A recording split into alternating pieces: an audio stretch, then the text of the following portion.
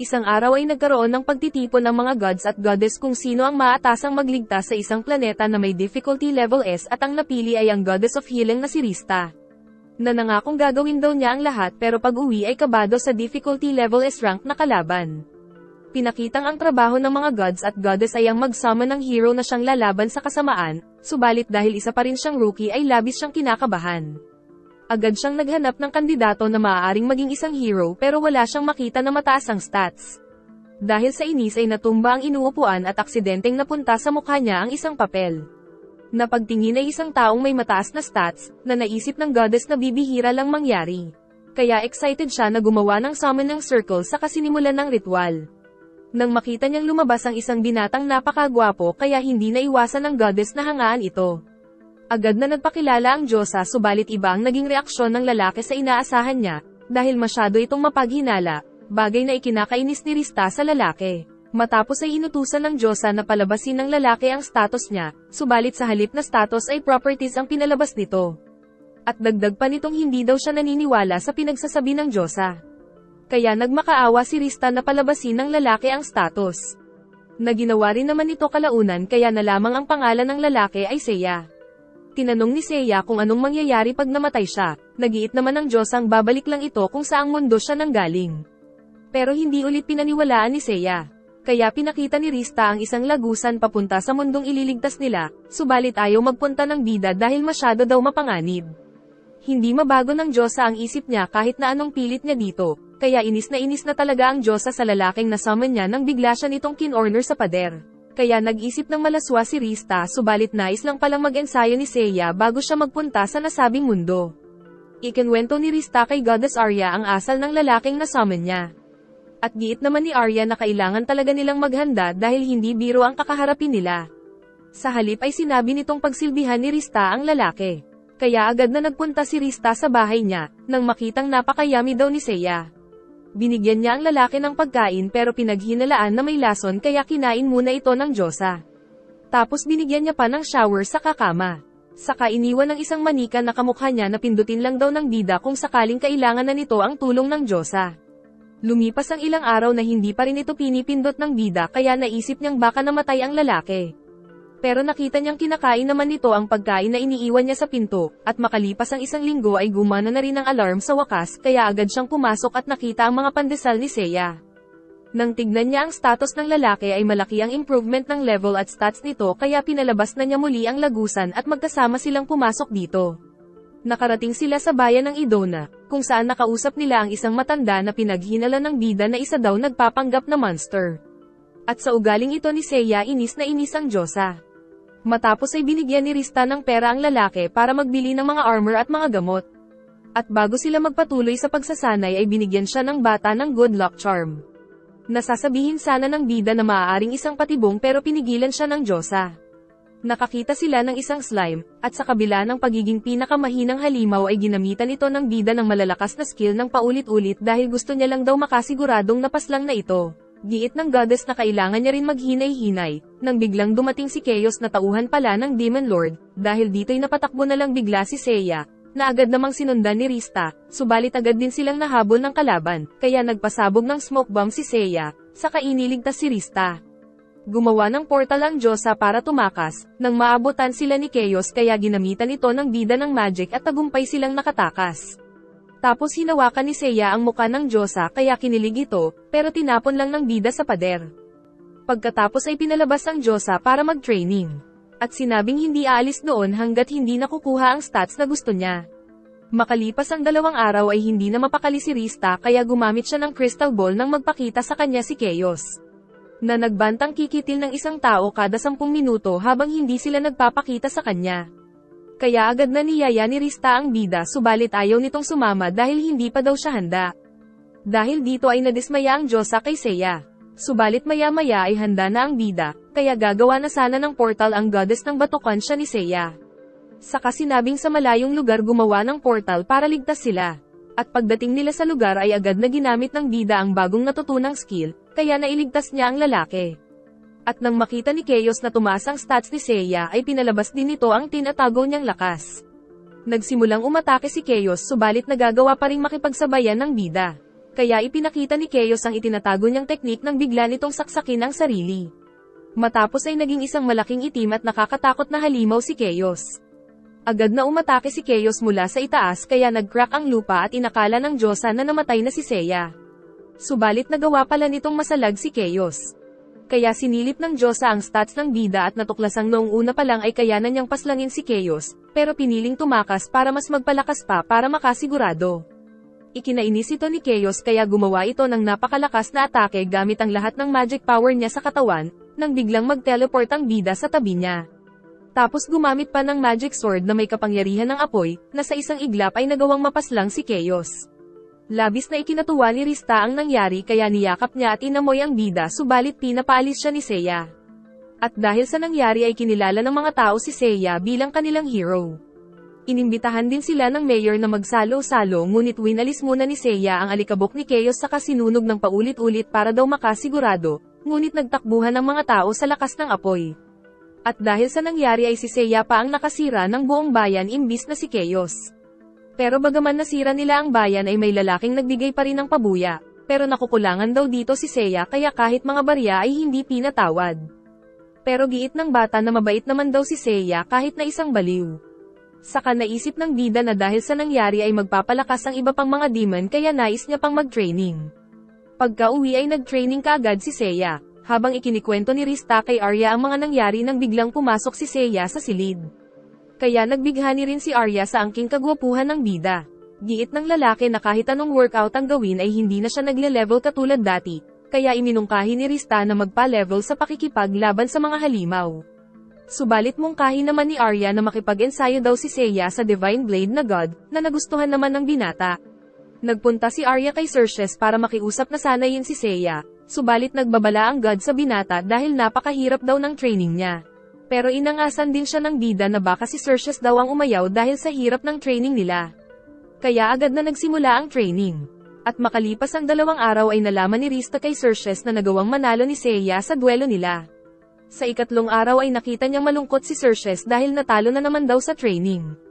At sa ikalimang araw ay nakita ng goddess na nagtatago na si Xerxes sa bida dahil hindi na daw siya pinapatulog ni Seiya para lang mag-training.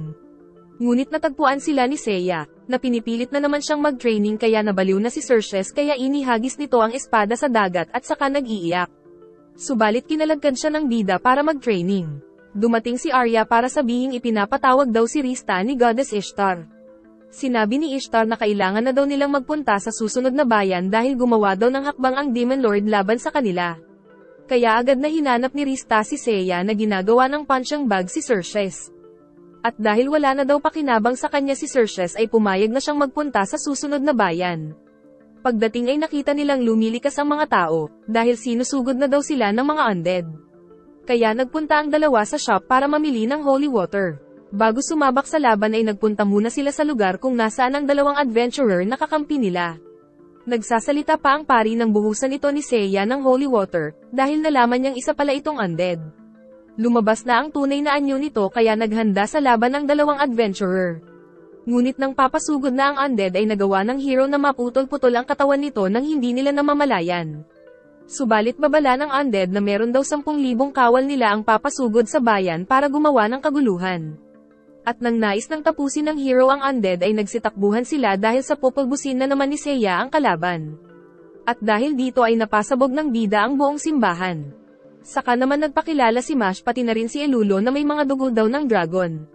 Subalit para makasiguro ay binuhusan din ni Seiya ng holy water ang 2 adventurer pati na rin ang sister, at maging si Goddess Rista. Sinilip ng goddess ang stats ng 2 na nakita niyang napakababa pero inisip niyang lalakas din sila balang araw. Pero walang atubiling sinabi ni Seiya na hindi niya kailangan ng sidekick. Dumating ang pinuno ng mga kabalyero na sinabing mananagot daw ang may gawa ng pagkasira ng simbahan. Pero pinagtakpan naman sila ng sister sa tunay na nangyari. Nang malaman ng mga knight ang pagkakilanlan ng hero ay nagmakaawa silang tulungan sa mga undead, subalit nang hihingi ng bayad si Seiya. At dagdag pa ng bida na hindi niya kailangan ng tulong ng mga knight. Labis na nainis si Mash sa kayabangan ni Seiya kaya umalis na lang ang 2, at giit pa ng hero na hindi din niya kailangan ng tulong ng goddess kaya pinapapunta na niya ito sa panuluyan. Ikinainis ito ni Rista kaya sinundan niya ang hero gamit ang pakpak. Pero nang makita ni Seiya ay mas binilisan pa nito kaya napilitan si Rista na gamitin lahat ng power ng pakpak para makahabol pero bigo pa rin siya. Kaya tinulungan siya ng bida na lumipad pero biglang binilisan ni Seiya na ikinabigla ng goddess. Kaya pagdating ay sabog at nalagas ang balahibo ni Rista. Nang makita nila ang mga undead ay nagsummon ng bulalakaw ang hero papunta sa mga ito kaya naubos kaagad ang mga kalaban. Subalit para makasiguro ay nagsummon siya ng isa pa. Makalipas ang ilang araw ay nagpunta si Elulo kay Rista para sabihing nawawala si Mash. Nang magpunta sila kay Seiya ay nakita nilang gumagawa ito ng mga espada. At nakagawa daw siya ng malakas na espada sa pamamagitan ng buhok ni Rista na nakolekta niya. Subalit nais pa daw gumawa ng isa ni Seiya kaya nanghihingi pa siya ng maraming buhok ng goddess na ikinainis nito. May dumating na isang delivery na pinaghinalaan ni Seiya na bomba kaya si Rista ang inutusan niyang magbukas. Ngunit nakitang isa itong salamin, at di kalaunan ay nakita nila dito si Mash. Nagpakita ang isang undead na nagpakilalang siya daw si Death. At kinidnap niya si Mash para bawian ang bida sa pag-ubos niya sa 10,000 undead. Pero nagawa ni Seiya na maputol ang kamay ng undead gamit ang Dimension Blade pagkatapos ay umuwi sa lugar ng mga goddess kung saan napakabagal ng takbo ng oras kumpara sa mundo. Tapos nagpunta sila kay Ishtar para magpabukas ng portal patungo sa kinaroroonan ni Mash. Pagpunta sa lugar ay agad na umatake si Seiya, habang nililigtas naman ni Rista si Mash sa pinagaling. Nakita nilang may itim na apoy si Death, at nakapagpalabas pa ng isang halimaw na mas malakas daw kay Chaos dahil hindi umubra ang sandata ni Seiya. Nakita ni Rista na imyon ng halimaw sa lahat ng physical power at tanging ice power lang ang pangontra. Subalit hindi pa rin natakot si Seiya dahil normal na halimaw lang daw ang nasa harap niya. Nagpalabas pa ng mas matinding kapangyarihan ng halimaw, pero sa isang suntok ng bida ay napinsala ito. At sa isa pang suntok na may ice magic ay tuluyan itong nagyelo. Pagkatapos ay binasag ng bida gamit ang espada. Tapos naghanda na rin ang bida para sa paglilinis ng lugar para makasigurado. Tagumpay nilang nailigtas si Mash nang maya-maya ay dumating si Seiya para sabihing ang dalawang bata daw ang magbibit-bit ng bagahe niya. At dahil napagtanto ni Mash ang lakas ng bida ay nagmakaawa itong maging apprentice ng hero. Bago sila maglakbay ay nais daw munang ipakita ni Mash sa bago niyang master ang tirahan ng mga dragon kung saan sila nanggaling ni Elulo. Kung saan ay doon daw nila makukuha ang legendary sword. Pero dahil gusto munang maghanda ng bida ay nagpunta muna sila sa Divine Realm para mag-training. Pinakita si Xerxes na nagluluto dahil ayaw na nitong humawak ng espada dahil sa karanasan kay Seiya. Labis na nahiya si Xerxes nang makita ng bida subalit inalok niya pa rin sila na tikman ang gawa niyang cake. Pero kadiri daw ito sabi ng hero. Nakiusap sila sa umiiyak na Xerxes kung maaari nitong turuan si Mash. At nang malaman na mahina pa ang bata ay pumayag si Xerxes na turuan ito. Para kay Elulo naman ay nakiusap sila kay Goddess Hestia na turuan ito ng flame magic. Pagkatapos ay dinala sila ni Arya sa Goddess of War na si Adenela. Nasa tingin ni Rista ay parang hindi isang goddess dahil sa inaasta nito, pero harapang sinabi ng bida na nakakadiri daw. Tapos agad na nakapunta si Adenela sa likod nila dahil gumamit daw siya ng divine speed. Kaya agad na pumayag ang hero na makipag-training sa Goddess of War. Sa ikalawang araw ay nakita ng goddess na sabay kumakain sila Seiya at Mash. At nang makaalis si Seiya ay nalaman ng goddess na tinuturuan pala ng hero si Mash na maging tulad niyang masyadong maingat. Sa ikalawang araw ay nakita ni Rista si Adenela na malaki ang ipinagbago dahil mukhang nai-inlove na ito sa hero. Sa ikatlong araw ng training ay malaki na ang ipinagbago ng stats ni Mash, subalit si Elulo ay ganun pa rin. Dahil giit ni Hestia ay wala daw talent sa flame magic si Elulo. Nang magkita-kita ang grupo ay nagulat si Rista nang makita ang laki ng ipinagbago ni Adenela. Nais ng Goddess of War na sumama sa paglalakbay, saka nais din itong bigyan ng cake ang bida. Pero giit ng hero na kadiri daw ang cake saka hindi daw niya kailangan ng sidekick. Kaya nagwala si Adenela pero hindi ito pinansin ng hero at umalis pa rin sa lugar. Sa paglalakbay ay may lumabas na isang orc kaya naghanda si Mash pero agad itong napaslang ng automatic phoenix ni Seiya. Dumating din ang Tree Goblin pero agad na pinaslang ng phoenix. May malalaking langgam kaya pumana si Elulo pero ang phoenix pa rin ang tumapos sa mga ito. At dahil malakas ang phoenix ay hindi magamit ng dalawa ang training nila pero napahanga pa rin si Rista sa kasanayan na bagong natutunan ng hero. Kaya sinubukan niyang silipin ang stats nito subalit inatake ng mga numero ang mata niya. Pagdating sa nayon ay nagtanong sila sa mga dwarf kung nasaan ang tirahan ng mga dragon. At sa tulong din ng mga emblem nila Mash sa kamay ay natagpuan nila ang kuweba. Pagdating sa gate ay nakitang kailangang ilagay ng dalawang bata ang kamay para mabuksan ito, subalit gamit ang bagong teknik ay nagawa ng hero na mabuksan ito ng puwersahan. Pagpasok ay may isang boses silang narinig, na inanyayahan silang tumayo sa ibabaw ng magic circle. Pero para makasigurado ay ang butiki muna ang ipinadala ng bida. At nang malamang hindi ito isang trap ay nagpunta na sila sa Dragon Village. Naglakad sila sa nayo nang makita ang iba pang mga taong dragon, saka nagpunta sila sa palasyo para makipagkita sa Mother of Dragons na si Levi. Dito ay tinuruan ni Levi si Mash na mag-transform na isang dragon, na nakita ng goddess na times 10 ang stats. Pero giit ni Levi na kailangan daw ialay ni Elulo ang sariling buhay para maging isa siyang legendary sword para sa hero. Dagdag pa ng Mother of Dragons na halos 70% daw ng mundo ay nasakop na ng Demon Lord kaya kailangan na nilang gawin ang seremonya. Ngunit sa kabila ng nalaman ay nagawa pang mag-shopping ng bida kaya napatakbo na lang si Elulo. Pagsapit ng gabi ay nagkaroon ng malaking pagtitipon para sa seremonya. Binigyan sila ng wine at saka ng mga cookies na kahit na si Seiya ay hindi natanggihan. Nang biglang patayin ang ilaw dahil magsisimula na ang pag-aalay. Nakita nila si Elulo na dinadala sa isang bangin, dahil kailangan daw nilang ihulog dito ang bata para mag-transform na isang legendary sword na siyang tatapos sa Demon Lord. At nais sana siyang iligtas ni Mash pero meron namang mga bantay. Pilit ng pinapatalon ng Reyna si Elulo sa bangin nang salakayin sila ng hero, saka sinabing kung magiging isang espada daw si Elulo ay hindi na nito magagawang mabitbit ang mga bagahe. Tapos tinawag pa ng hero na isang butiki ang Reyna ng mga dragon na ikinagulat ni Levi pero labis na natawa ang Diyosa. Nag-transform si Mash kaya nagawang matalo ang mga bantay, subalit biglang naparalisa ang katawan. Pati na rin ang Diyosa dahil pala sa wine at cookie na kinain nila kanina. Subalit sinapok pa rin ng hero ang mga bantay, dahil isinuka niya pala ang mga kinain kanina para makasigurado. Dahil dito ay napilitang mag-transform ang Mother of Dragons sa tunay nitong anyo. Giit ni Levi na hindi daw siya matatalo ng ordinaryong espada kaya wala na daw silang pag-asang mapigilan ang seremonya. Kaya kinuha ng bida ang Dragon Killer Sword na ginawa niya bago pa sila magpunta sa lugar ng mga dragon. Sa pag-atake ng hero ay agad na napinsala si Levi, kaya nilagyan nito ng sumpa si Elulo sa pamamagitan ng kwintas na masasawi daw pagkatapos ng 3 minuto. Inatake muli ng bida si Levi, at nakita ng Diyosa na halos kalahati ang nabawas sa life points nito. Kaya naman nagpalabas ng matitigas na kaliskis ang dragon, at kahit sino ay hindi na daw siya kayang saktan. Subalit lumaklak ng napakaraming buto ng pampabilis ang bida, saka nilabas ang isa pang Dragon Killer Sword. Tapos ginamit ni Seiya ang teknik na natutunan kay Adenela kaya inatake niya ito ng ubod ng bilis pero hindi ito umuobra sa dragon, saka nakitang malapit na ring masawi si Elulo. Pero plano lang pala ng bida na ihulog ang dragon sa bangin, kaya nagpatuloy ito sa pag-atake. Nagawa na ring makabangon ng Diyosa, habang si Seiya naman ay ibinigay ang lahat ng makakaya. Dahil dito ay napilitang tanggalin ng dragon ang defensive mode niya para makalipad, subalit agad siyang inatake ng bida. Nang mapansin ng dragon na binutas din pala ng hero ang mga pakpak niya kaya nahulog ito sa bangin. Kaya gumaling na rin si Elulo at si Levi naman ang naging espada. Tapos umalis na sila sa lugar ng mga dragon. Ngunit alam ng Diyosa na hindi ito ang legendary sword na makakatalo sa Demon Lord, kaya giit ng bida na hahanap na lang sila ng ibang paraan. Pagdating sa labas ay ibinalita ng mga knight na napaslang pala ang napakaraming mga kawal kaya kailangan na nila ng tulong ng hero, kaya agad na lumipad ang mga bida para puntahan ito nang makita ang napakaraming malalaking langaw kaya nagtago muna sila.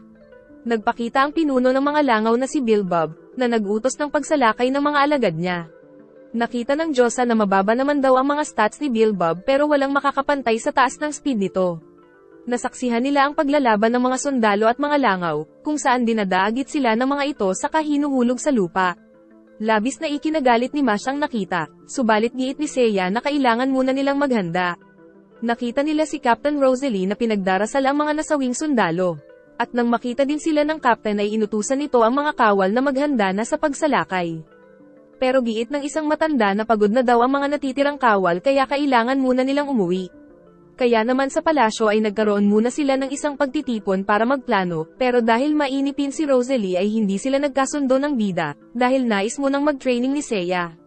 Nalaman ni Rosalie na nakita pala nila Seiya ang pagpaslang ng mga langaw sa mga kawal pero wala silang ginawa na siyang ikinagalit ng captain.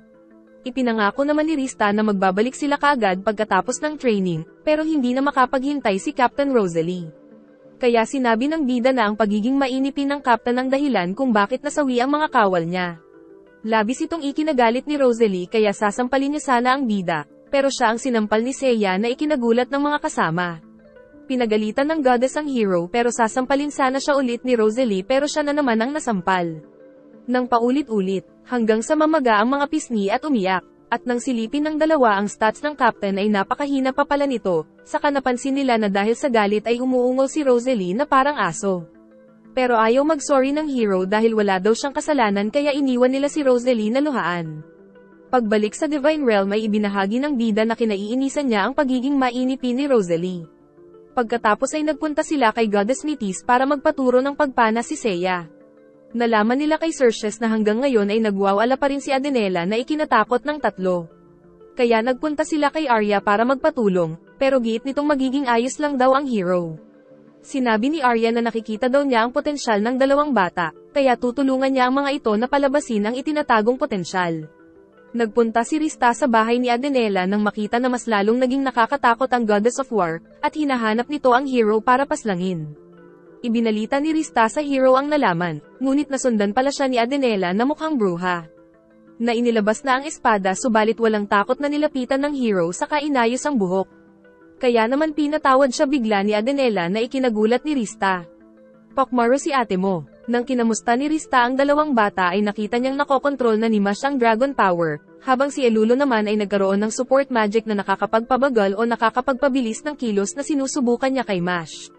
Nalaman din ng tatlo kay Goddess Arya na si Goddess Metis daw ay isang maniac na pinagsasamantalahan ng mga hero kaya ipinatapon ito ni Goddess Ishtar sa kagubatan.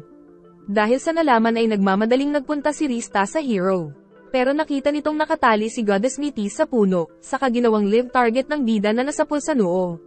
Nagbalik sila sa palasyo nang mabalitaan kay Tatang na sumugod daw mag-isa si Rosalie. Kaya nagmamadali silang lumipad at nagpunta sa lugar kung saan nakita nila si Rosalie na mag-isa.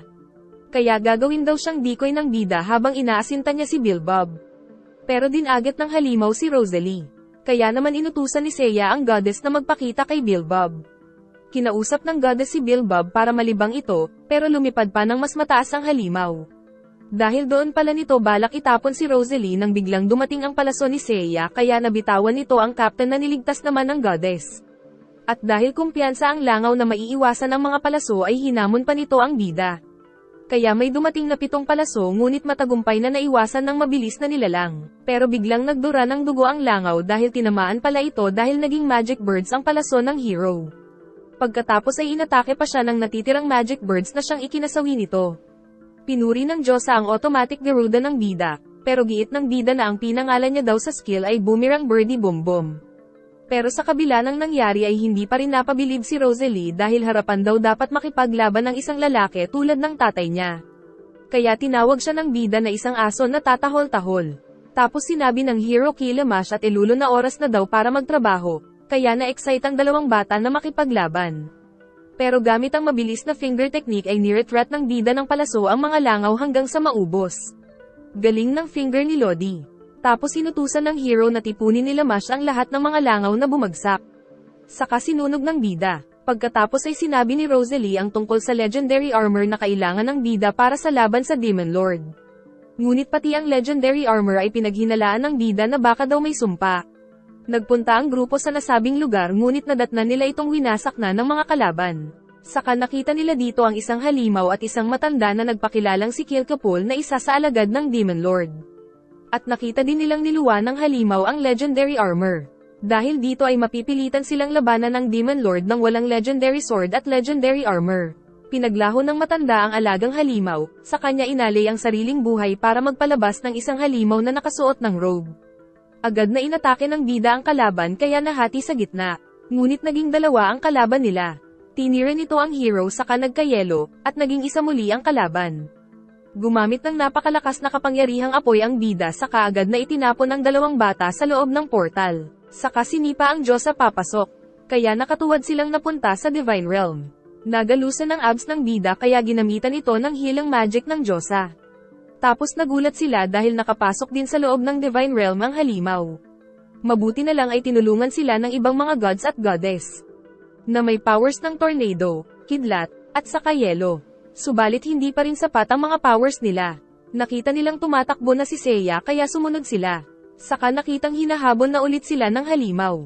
Subalit lahat ng mga gods na madaanan nito ay tumatalsik lang. Nadaanan din nila si Xerxes na bagong bake ng cake na natapon lang sa mukha niya.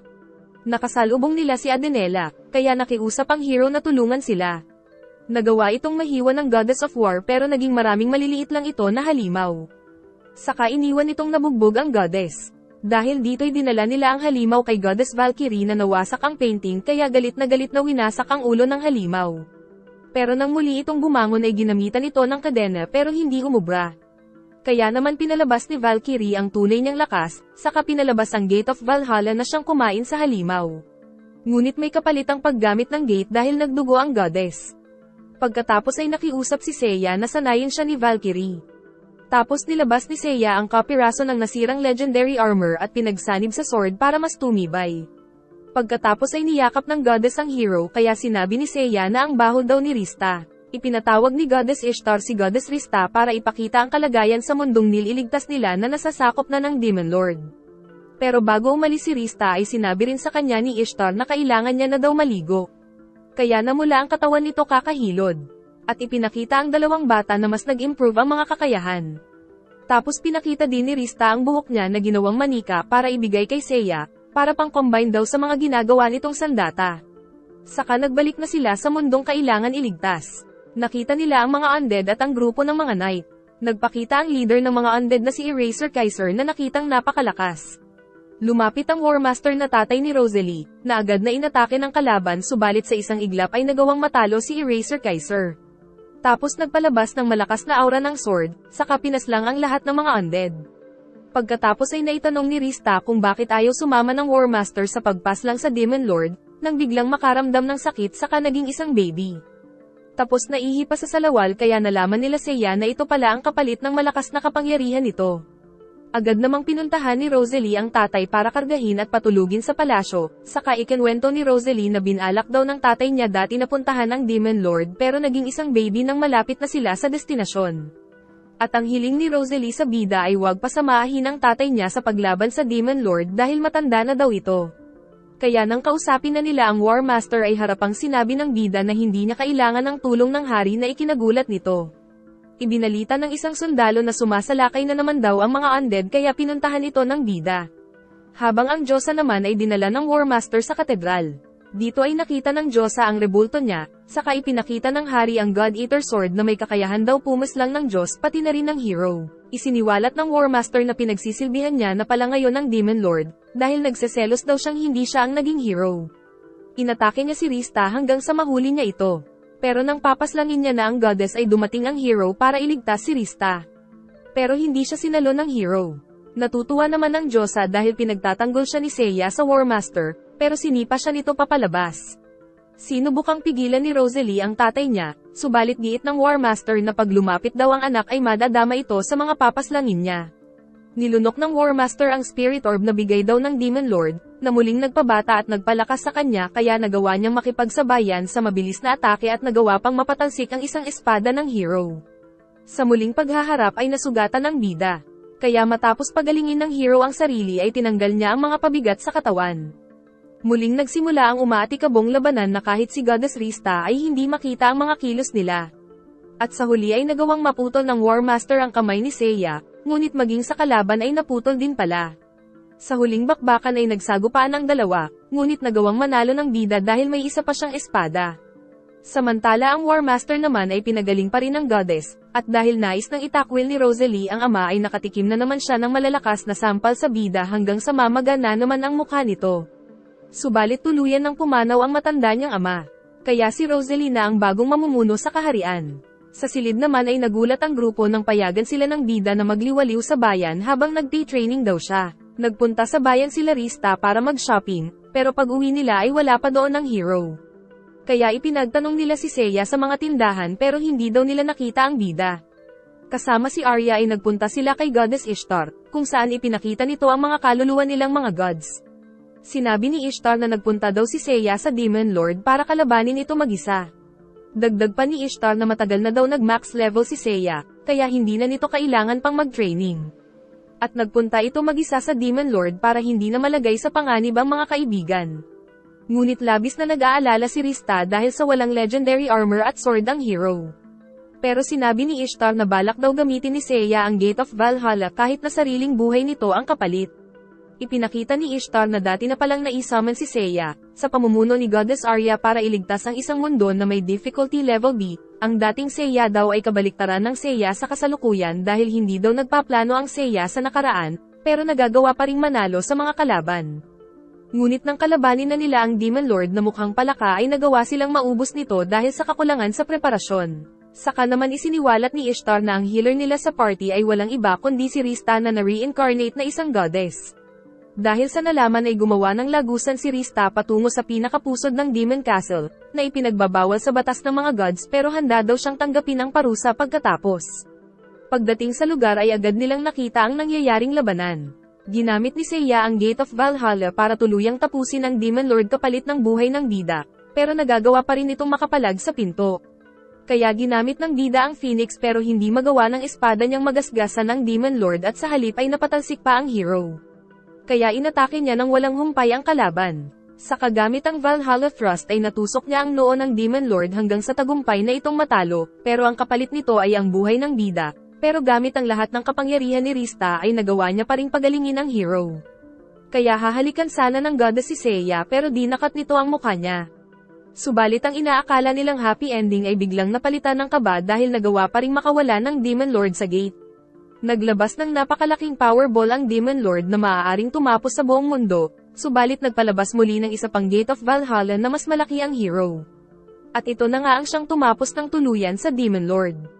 Subalit sinisingil na ng gate si Seiya kaya nagbitak-bitak ang katawan nito na hindi na magawang mapagaling ng goddess. Ang tanging huling habilin na lang ng bida ay tuluyang protektahan nila Mash at Elulo ang mundo nila laban sa kasamaan. At bago pa magpaalam ay naalala ng bida na si Rista at ang nakasama niyang prinsesa dati ay iisa, sa katuluyan na siyang naging isang alikabok. Dahil sa nangyari ay nagkaroon na muli ng kalayaan ang mga tao. Nagpasalamat ang bagong reyna sa grupo nila Rista, at sila Mash at Elulo naman ay inanyayahan ng bagong reyna na maging mga ganap na tagapagtanggol ng kaharian. At matapos magpaalam ay umuwi na si Rista sa Divine Realm. Pero pag-uwi ay naging malungkot ang buhay ng goddess dahil palagi niyang naaalala ang bida. Dinalaw siya ni Arya para ayusan sa kasinabing pinapatawag daw siya ni Goddess Ishtar dahil sa paglabag sa batas ng mga gods. At pagdating nila kay Ishtar ay binigyan siya nito ng parusa na iligtas ang isang planeta na SS difficulty ang level. Ngunit giit ni Arya na masyado itong mapanganib dahil ito ang planeta na na-assign dati kay Arya kung saan nakasama niya ang dating Rista bago pa ito ma-reincarnate. Kung saan natalo sila ng Demon Lord. Dagdag pa ni Ishtar na tatanggalan muna ng healing magic si Rista, at kapag hindi niya nagawang mailigtas ang nasabing planeta ay mawawala ang pagiging isang goddess niya. Ngunit ang good news ay dahil 2 beses ginamit ng hero ang Gate of Valhalla para lang mapes lang ang Demon Lord ay pinagbigyan sila ni Ishtar. Kaya ibinigay nito ang papel ni Seiya kaya magagawa na ni Rista na may summon ito muli. Nag-enjoy ka ba? Ito na po ang last part sa series na ito. Salamat po sa panonood at pakiabangan po ng susunod natin na series saka mag-like and subscribe ka na rin Lodi para sa mas marami pang mga recap.